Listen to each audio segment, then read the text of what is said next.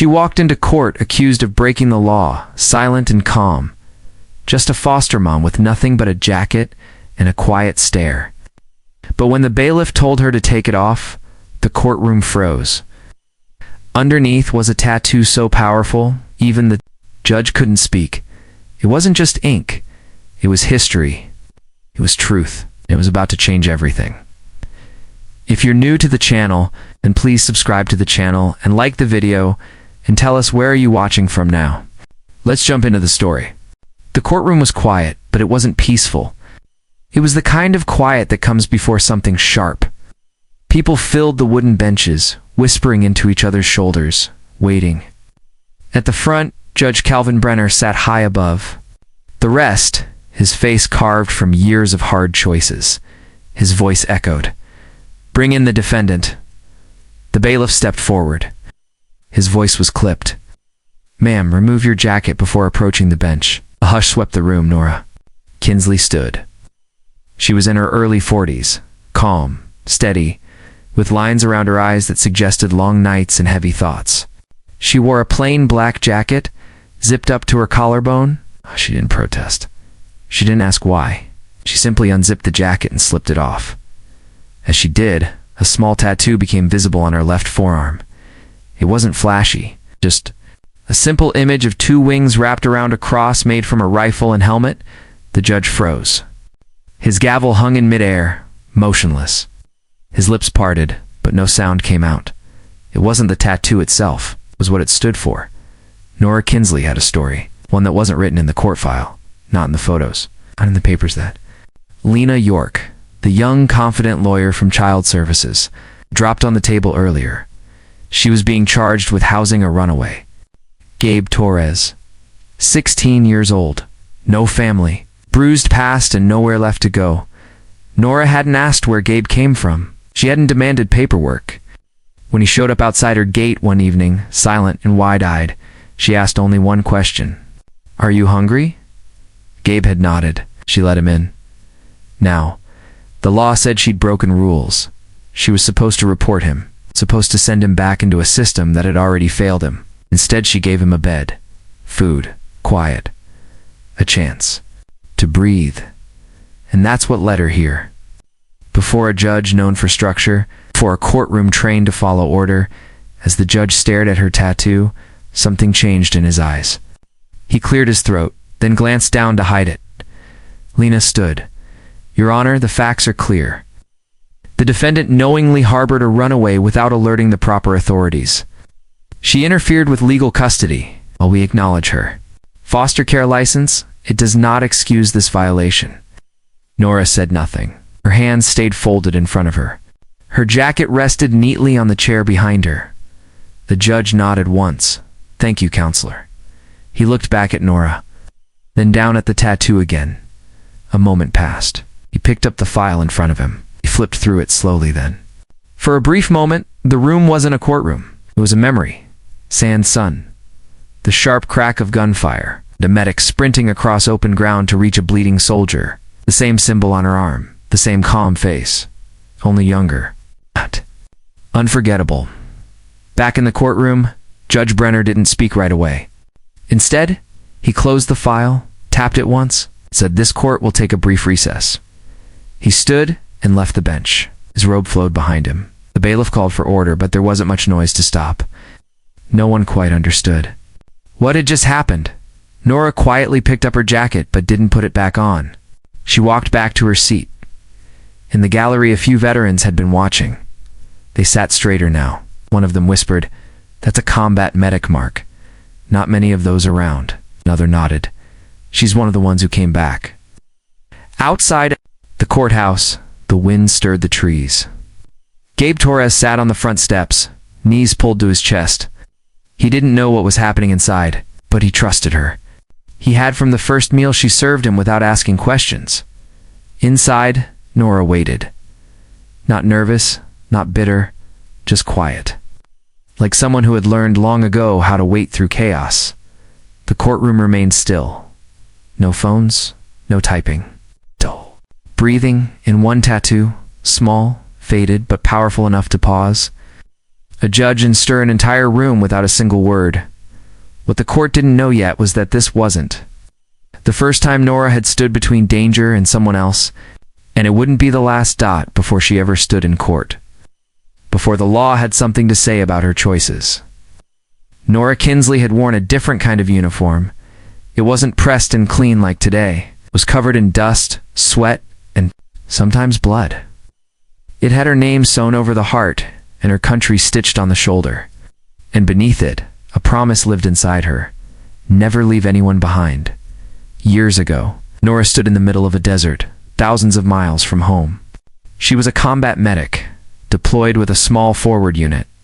The work was fast, loud, and dangerous. She carried a pack heavier than she was and moved like her feet were on fire. On her second tour, her team walked into a trap. An explosion tore through the sand. Soldiers fell. Someone screamed for help. Nora didn't wait. She ran through open space while bullets snapped through the air. She dropped beside a wounded lieutenant and pressed her hands to his chest. She told him to keep looking at her. She told him he was going to make it. He didn't that night. She didn't cry. She found a quiet corner of the field hospital and stared at the wall. She went to the base tattoo artist the next day. She said, "Just wings and a cross. That's it." He didn't ask why. He just nodded. That was the kind of place it was. After her final tour, Nora came home, but not to fanfare or celebration. There were no parades, just silence. And for a long time, that was fine with her.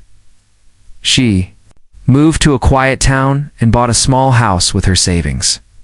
No big lawn, no white fence, just enough space for her, a few dogs, and maybe someone who needed shelter.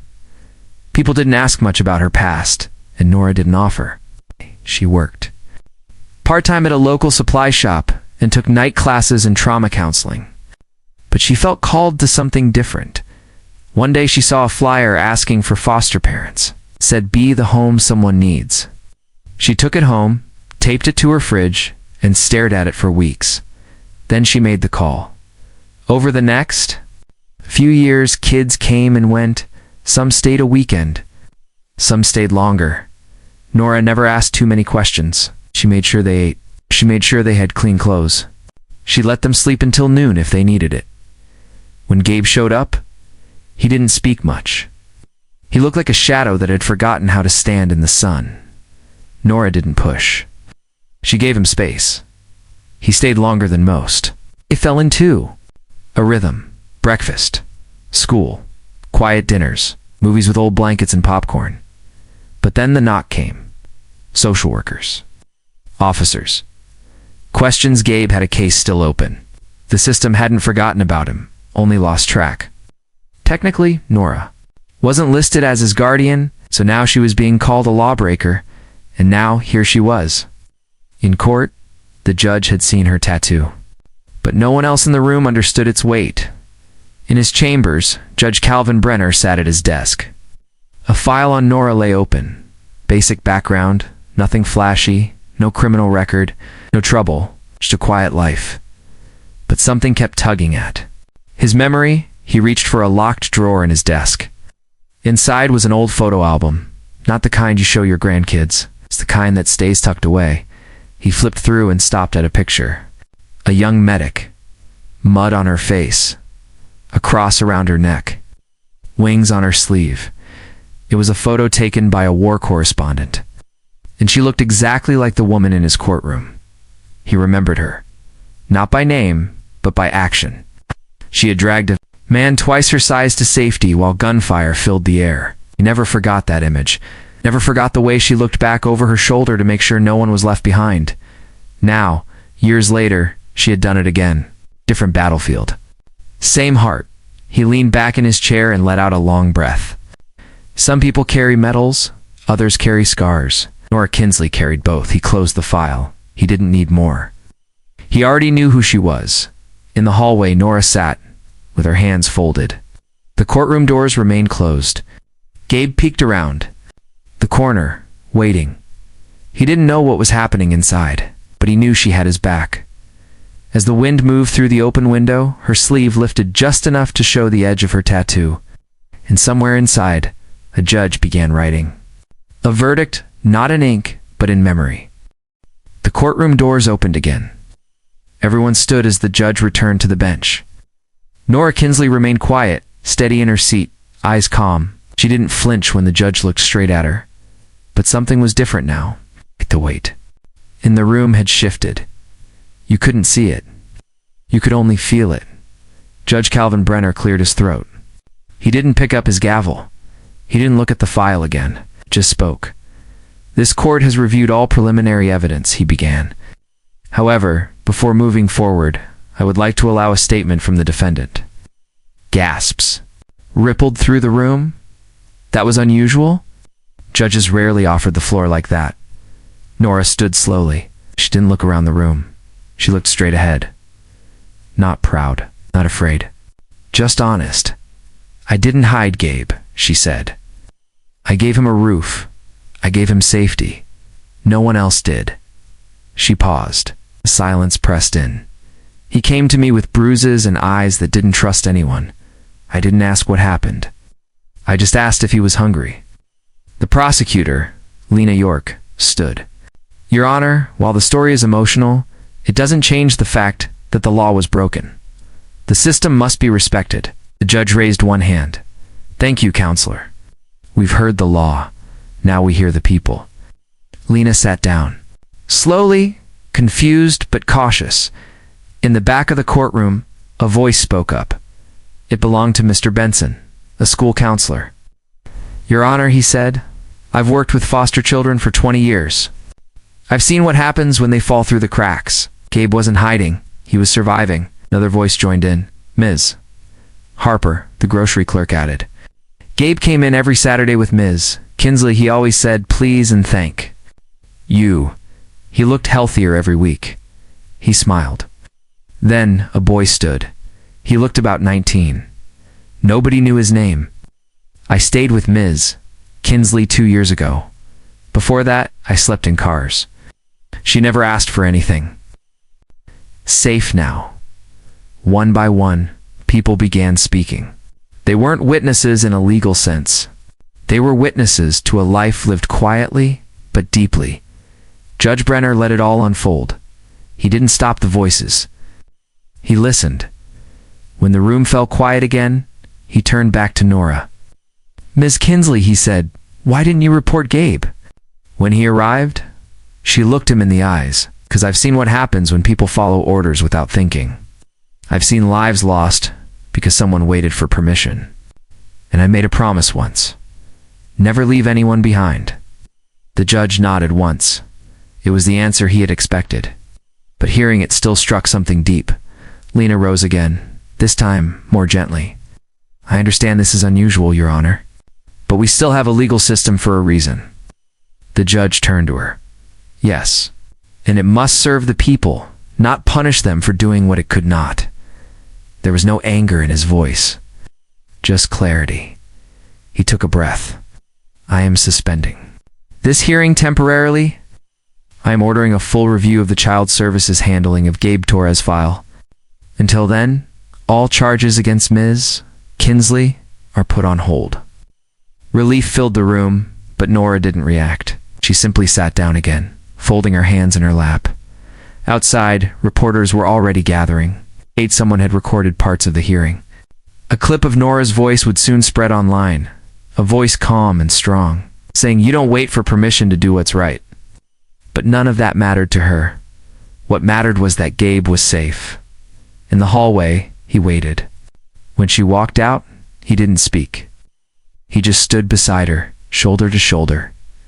We're not done yet, she said softly. He nodded. I know. They walked out into the sunlight, not smiling but not afraid either. They had stood before. The system. They had spoken without shouting. For once, the world had listened. A week had passed since the courtroom had fallen still. Since Nora Kinsley stood quietly while voices rose around her. The headlines had come and gone.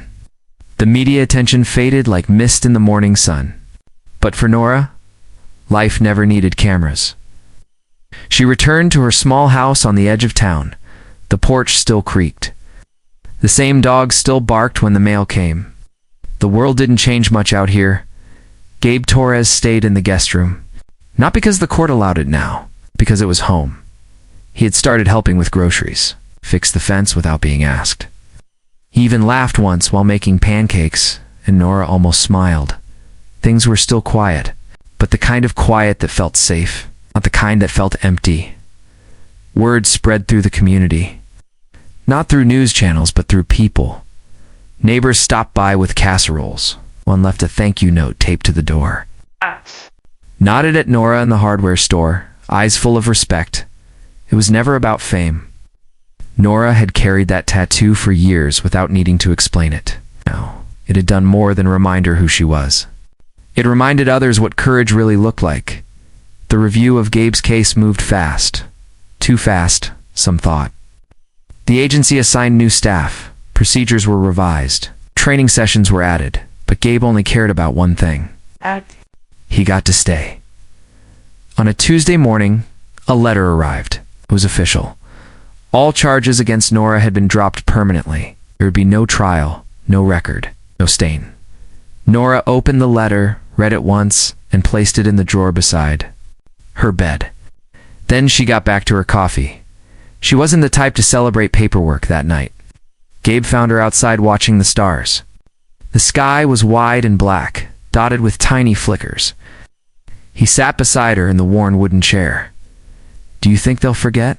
he asked. She turned slightly. "Who? The judge? The people? What you did?" Otto was quiet for a long moment. Then she said, "It doesn't matter if they remember. What matters is what you do with it." Gabe looked down at the small tattoo on her arm. "Can I ask you something?" She nodded. Double quotes, "Did it hurt?" "Getting that?" She looked at the mark a little. "But not as much as what made me get it." He nodded. "I want to get one someday. Something small, to remind me." She looked at him, then really looked. Not at the boy who had arrived, bruised and quiet, but at someone becoming something stronger. "If you do," she said, "don't get it to be noticed. Get it to remember who you are when no one's looking." He didn't speak, but he understood. Months passed. Nora didn't take on new foster kids right away. Not because she couldn't, but because some healing needed time. Hers, Gabe's, the system's, judge. Brenner sent a letter one day. Handwritten, he thanked her. Not for following rules, but for reminding him what justice looked like before. It was printed in books. He also included a photo, copied of the old war photo with the medic in the sand. On the back he wrote, "Some promises don't fade with time. Thank you for keeping yours." Nora framed it quietly, placed it on the hallway wall beside the dog collars and the school photos. She didn't need a medal. She had memories. Most of all, she had kept the oath. Not the one spoken aloud, but the one beneath the silence. The one inked on skin and carried in the heart. It said, "No one left behind." And because she lived it, Gabe got another chance. Because she lived it, the judge remembered a piece of himself. Because she lived it, a broken system was forced to look in the mirror. Nora never asked for thanks. But those who watched her knew. Some heroes walk quietly. They don't wear capes. They wear old jackets. They keep their heads down. The world turns away. They stand up. Not loudly, not for praise, but because they said they would, and they meant it.